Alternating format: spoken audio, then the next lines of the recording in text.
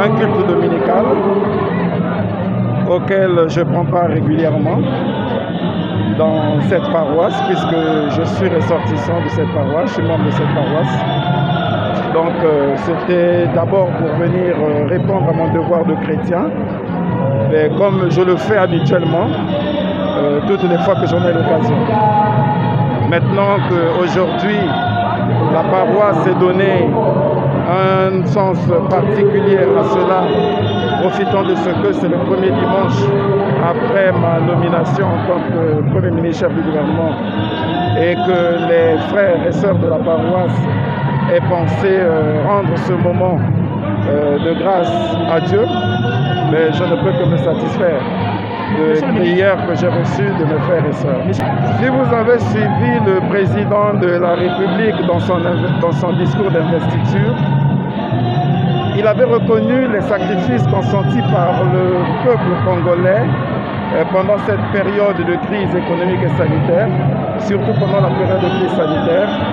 Et il a dit, je le cite, « Au prix de sa foi, dans un pays où la majorité, ou plutôt dans un pays où la liberté de culte et de religion est reconnue dans la Constitution. » Donc malgré la laïcité de l'État, notre peuple est reconnu un peuple chrétien.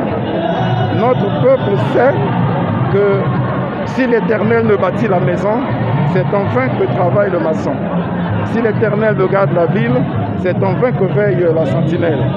Et que pour la mission qui est la mienne, si l'Éternel ne m'accorde pas la bénédiction qu'il faut, avec le soutien de mes frères, il me sera difficile.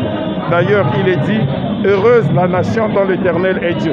Je pense que le président de la République, en s'appuyant sur la modeste proposition que je lui ai faite, a tenu compte de toutes les spécificités, de la conjoncture, de tout le contexte dans lequel ce gouvernement devait être mis en place.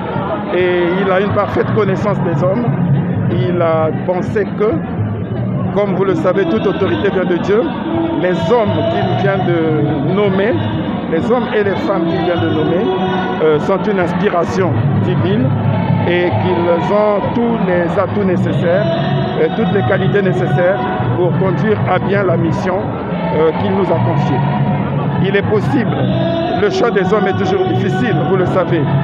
Je peux prendre l'exemple de notre Dieu qui connaît les hommes, c'est sa création, c'est sa propre création. Mais il nous rappelle bien que le cœur de l'homme est tortueux. Je peux prendre l'exemple de Jésus-Christ, qui est l'incarnation, qui a l'Esprit de Dieu.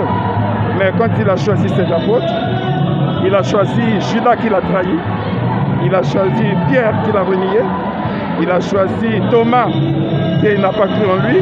Donc, vous savez, mais c'est tout ça, et ainsi que cela nous a été dit dans la parole de Dieu, il faut avoir l'esprit de tolérance, faire confiance aux hommes et penser que effectivement les hommes et les femmes qui ont été choisis travailleront pour le bien du pays et nous y veillerons. Le président de la République lui-même y veillera.